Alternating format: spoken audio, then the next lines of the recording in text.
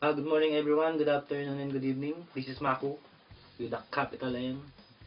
So I would like to dedicate this video to my best friend, best drinking buddy, Christopher Felix of Balanga, Bataan.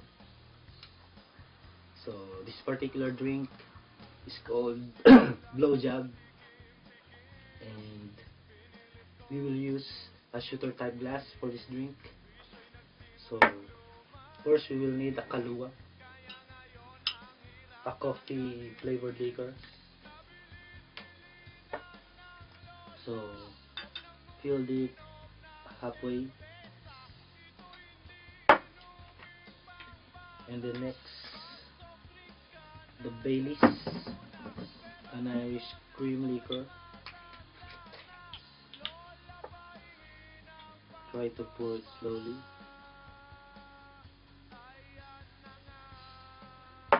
Okay, and to make it really interesting, we will add a whipped cream. So this is not a mayonnaise. I made it a while ago.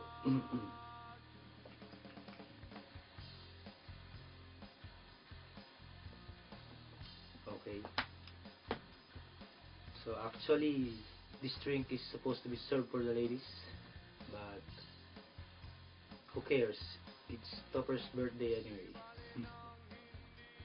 And now I will show you the proper way of drinking it. So, okay. No hands.